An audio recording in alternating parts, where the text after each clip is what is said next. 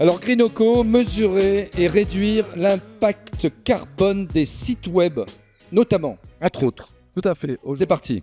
Bonjour à tous. Donc, il y a Greenoco, en fait, ce qu'on a développé, c'est une solution pour calculer et réduire l'impact environnemental des sites web, tout en améliorant les performances environnementales, les performances économiques.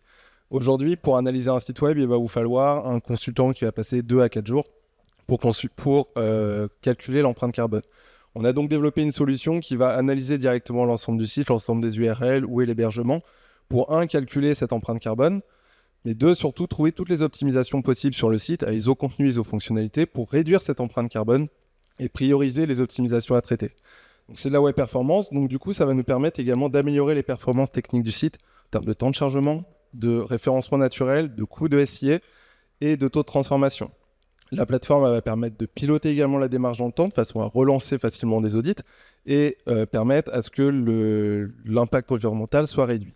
Et puis le dernier point, c'est qu'on va permettre de communiquer également sur la démarche via un badge d'EcoScore que vous allez pouvoir intégrer sur votre site web, qui renvoie vers un certificat en ligne et qui va permettre de communiquer sur l'empreinte environnementale du site et surtout la réduction de l'empreinte qui a été réalisée depuis le premier audit. On a fait un exemple par exemple avec Elevir où avec 12 optimisations, on a réduit l'empreinte carbone du site de 54%. Donc 12 optimisations, 12 fichiers à traiter, donc moins d'une journée de travail pour l'agence et pour autant 54% d'empreinte environnementale du site. Alors, on commence avec Julien Schneider. C'est vrai que plus on va consommer de la bande passante et plus ça va pas être bon pour la planète. Comment vous faites pour mesurer la bande passante des partenaires qui sont branchés à ce site web, notamment le CDN et autres? Oui, donc ça en fait, nous on va scroller directement le site, donc on va identifier via les URL ce qui est sur un CDN, on va le considérer comme le même hébergeur aujourd'hui que le reste des ressources. Il y a un travail de R&D qui est fait pour identifier, pour aller affiner ce travail sur les CDN, mais même s'il est sur un CDN, il n'est pas chez vous, sur votre hébergeur, mais il est quand même sur des hébergeurs ailleurs, donc il consomme quand même de l'énergie. Donc aujourd'hui on le traite avec le même facteur d'émission. Demain il y a de la R&D pour aller affiner encore cette donnée-là. Anne-Catherine Péchineau. Moi, j'avais une question, Marc Dumas, sœur de mon cœur. Ça coûte combien? Alors surtout, ça va vous rapporter sur le côté SEO, sur la réduction du coût de SIA, l'amélioration des taux de transformation et de temps de chargement. Après, en termes de coût, la plateforme, on commence à 400 € par an. Ce qui va vous permettre... 400 €. Voilà, 400 plus. Et tu gagnes ta vie? 419. Mais on vend évidemment du conseil pour aller plus loin sur les optimisations, pour aider les entreprises à aller plus loin dans l'optimisation et améliorer aussi les performances des sites.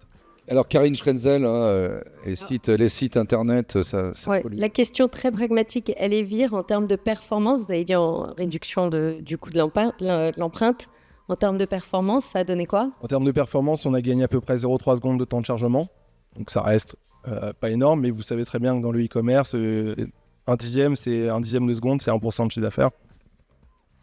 Karine. Alors, Elevir, justement, moi j'étais surprise, puisqu'en termes d'émissions de CO2, c'est quand même du beurre, c'est du lait, donc c'est plutôt la méthanisation, les vaches, tout ce qu'on connaît. J'imagine que le site internet chez eux, c'est pas non plus leur fer de lance. C'est quoi votre cible de clients prioritaire où vraiment il y a un impact majeur du site de e-commerce par rapport aux autres sources d'émissions de CO2? Alors, j'ai envie de dire, c'est tout acteur qui a un site web. Effectivement, par rapport à d'autres activités, ça va être pas grand-chose. Mais néanmoins, on peut quand même le faire. Et aujourd'hui, dans les directions, dans les entreprises, vous avez des services marketing et des services DSI qui ont également des actions à mettre en place en termes de réduction d'impact environnemental. Là, on a une première action qui peut les permettre également d'engager une démarche. Donc, les cibles, nous, c'est plutôt les agences et les grands groupes. Mais on travaille également avec des associations, des collectivités, des PME. Ouais, quel est le plus gros sujet sur lequel vos clients se plantent systématiquement, du coup, sur lesquels vous les accompagnez? Alors, il y a souvent des questions de traitement d'image.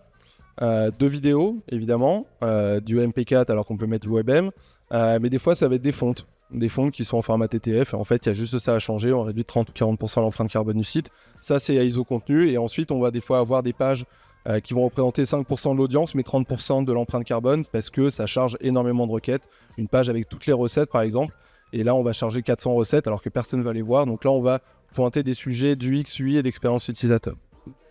Je suis à côté de Nicolas de Vergier de Notify, donc toi tu consommes énormément de bandes passantes. On consomme pas mal de bandes passantes, non, mais ce qui est intéressant, c'est que notre offre est assez complémentaire de la vôtre. Nous, on s'attaque au sujet CRM, donc comment réduire l'impact carbone lié à l'animation CRM. Je me posais la question du coup de vous concentrer sur le site. Le CRM représente entre 40 et 70% des émissions carbone numériques des marques. Est-ce que le prochain step, c'est ce sujet-là ou pas? Oui, la prochaine étape dans la roadmap, il y a 2 choses. C'est de pouvoir avoir une version alors, soit self-hosted, soit qu'on puisse intégrer dans le SI du client pour aller tester des CRM, des intranets. Et le deuxième sujet, c'est le côté accessibilité, puisque les entreprises ont aussi une obligation d'audit d'accessibilité des sites web. Aujourd'hui, ce n'est pas industrialisé parce que les outils ne le permettent pas. On a un socle technologique qui va nous permettre de le paralléliser. Et c'est dans la roadmap. Dernière question.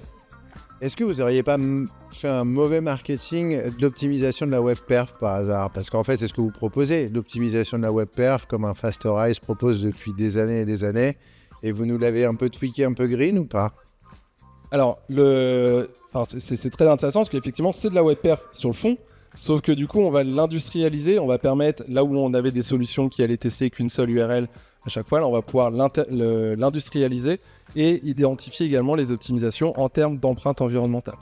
Eh bien, on peut applaudir Mathieu Cottard et Noco.